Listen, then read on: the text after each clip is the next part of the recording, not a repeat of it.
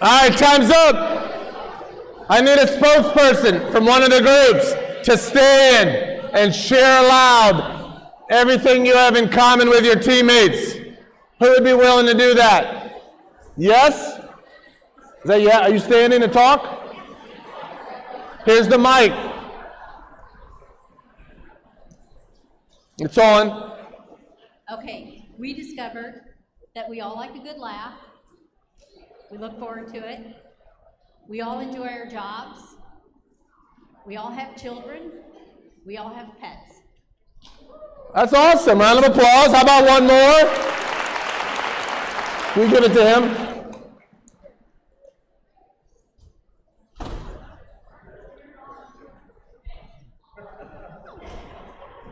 Ours was we love the beach and taking vacations.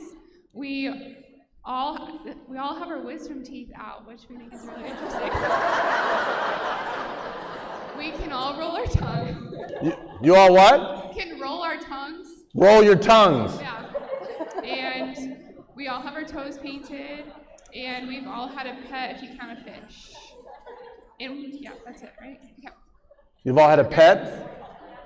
Got it. Round of applause. How about one more? One more group. Okay. Just pick someone. Who cares?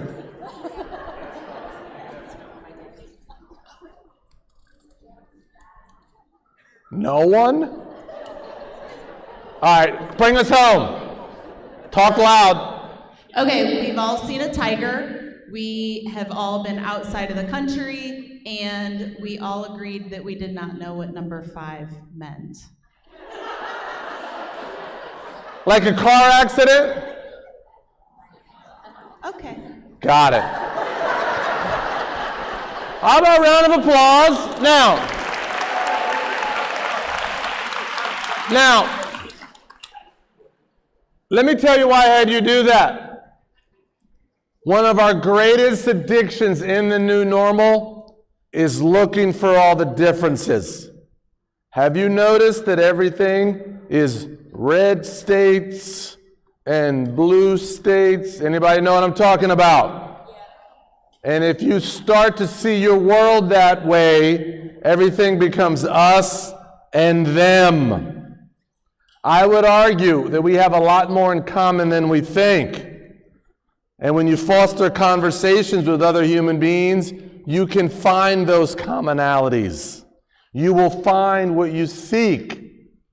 And if you tell me that you get down and you're a Swiftie, as in Taylor Swiftie, and so am I, doesn't matter whether you're 78 and I'm 18, I'm like, whoop, there it is. Or you like Thai food or Bruno Mars, right? Or you love Nashville, or your husband hunts. Does everybody see what I'm doing there? Fostering conversations like that to find connective tissue, you will find that more humans, we don't do that right now. And I would argue, going forward, could we be more intentional about bringing people together instead of pushing people away? Like my screen here. All right? That's not a magic trick, by the way. But it's amazing that what you can do if you look for commonalities. Now, that said, wow, that's awkward. Well, we'll go with it because we'll roll. Now, there was a new study that came out that said people at work are doing something, a phenomenon they called covering more than ever. Now, covering means you don't really show up at work as your authentic self. It's a little bit of a facade. Like you keep it surface. Everybody know what I'm talking about? Right? It's like, you ever see someone in a hallway at a school or outside, and you say good morning, they do like this, hey Billy, how you doing? I'm living the dream. Anybody ever heard that? I don't even know what that means. It's just like, this is the thing you throw away, right? So, covering is a lot. You can't see it here, but covering might be the single mother with a couple kids who is embarrassed to talk about, she's having issues with childcare and doesn't want to talk about it at work. Could that happen? Right? So we're like covering, not that you need to air all your dirty laundry, but just certain stuff. So that said, see, I know this all too well about covering because most of my life, people have made presumptions about me and not really knowing who I am. You see, right now you really don't know. You think you know by looking at me. But see, I was born in 1969, 2 years after the Supreme Court legalized interracial marriage in America. I was born to an African-American father and a Caucasian mother who met in a segregated South. Now, you wouldn't know that by looking at me, but I've been in spaces most of my life, people making comments about certain groups, not really knowing my ethnicity. And so I felt like I couldn't be my authentic self most of my life. Now, this is exhausting. So I ask you, have you ever had to cover up at work? Come on, be honest. Right? Where you just feel like for trust or judgment or something. So we're going to have a little practice and then we're going to close. Because I'm going to give you 3 prompts. 3 prompts. Oh, look, the screen's coming back.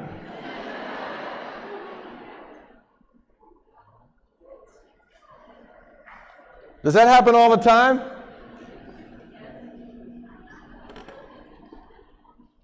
Well, yes. You see my mom and dad on the upper corner. That's me and my father. Clearly you could see. Do you know how many stares people would look at me, not really knowing my background and a sense of judgment that came with that? That I couldn't be my authentic self, which is what I wrote about in my first book, growing up in a world where sometimes you feel like you just don't belong. But that said, can you be your authentic self at work? Is it a safe place? Is it truly inclusive? So we're going to have a little practice and then we'll close. Because I find that the more we get to know each other and our stories, relationships deepen. So here's mission number 3. And I do not want your highlight reel. I'm going to give you 3 prompts, and I want you to share a little bit of you that maybe I wouldn't know just by looking at you. Here we go. Number 1, my name is and I am from. Maybe you're from Earth. I hope you get a little deeper than that, okay? My name is and I am from. Now this is where it gets heavy. One thing you cannot tell just by looking at me is, this is important for me to tell you because. I want you to unpack your backpack a little bit. Who are you as a human that I don't know? Because we're really quick to judge a book by its cover, but who are you really? So you're going to, with your partner, just like that. Here are the 3 prompts. You're on the clock. Let's go.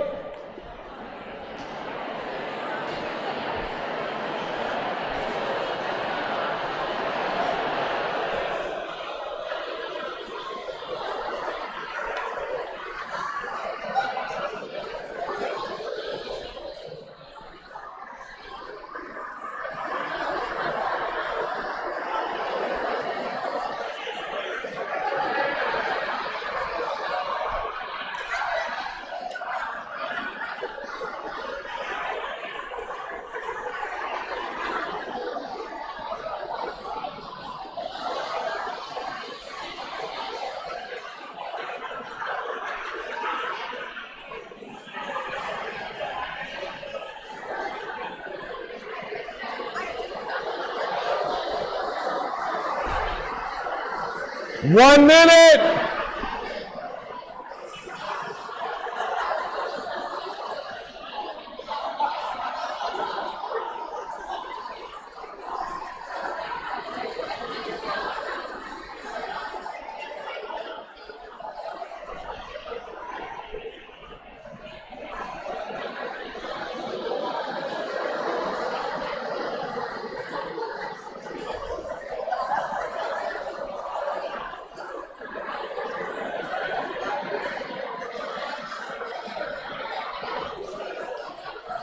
30 seconds.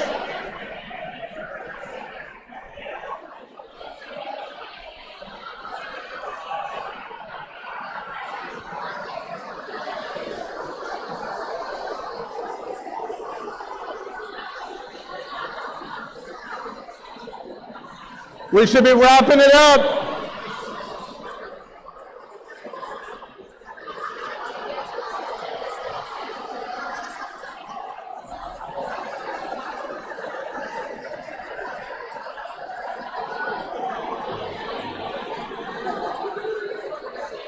All right, that's a wrap.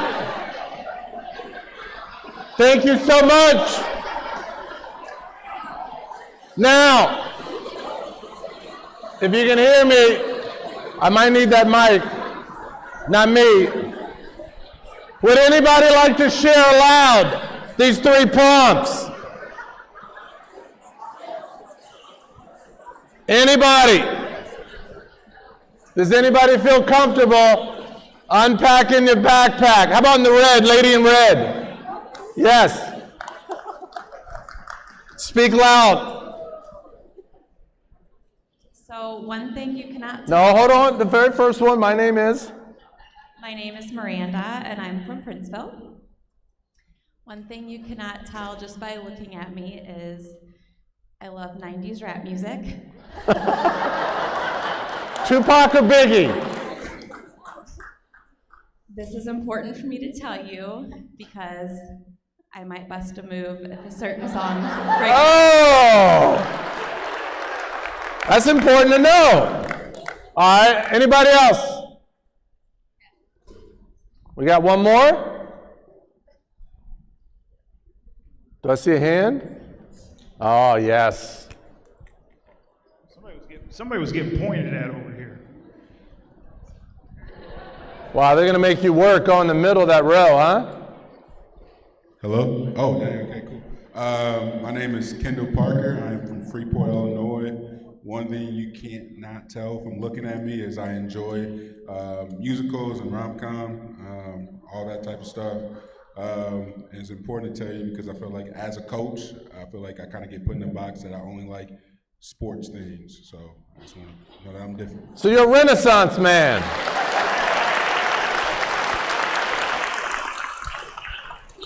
All right, well, thank you for doing that. I wish we had more time.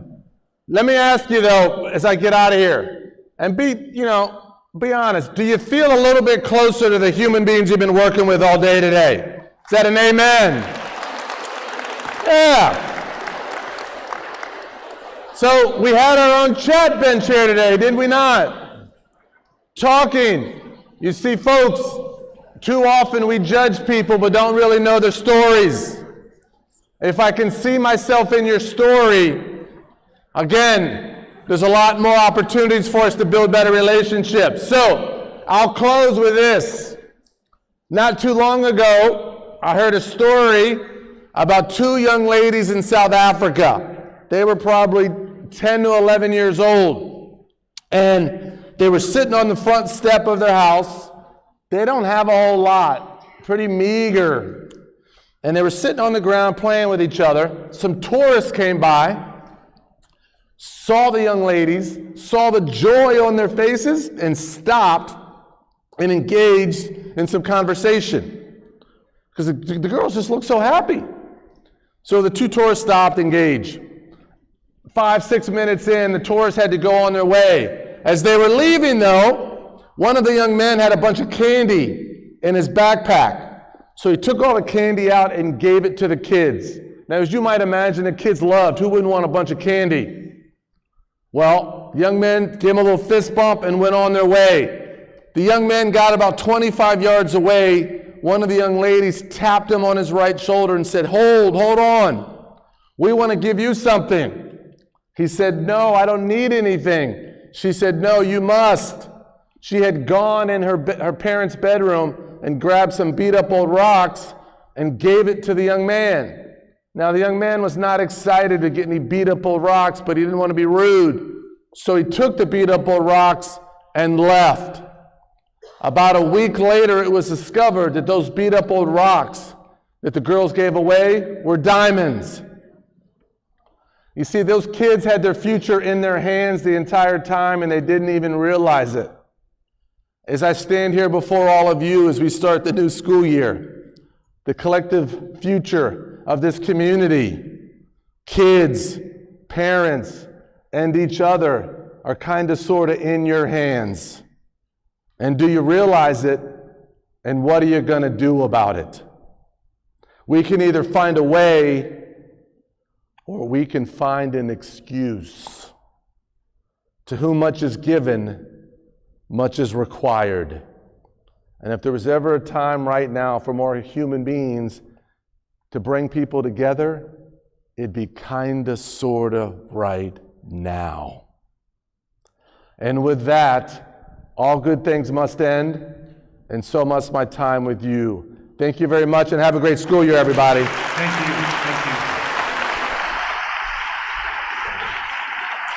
It is now 9:07. Our guests that are here from other districts, thank you. You're dismissed back to your buildings. Our people, let's take a break and come back here at 9:20. Thank you.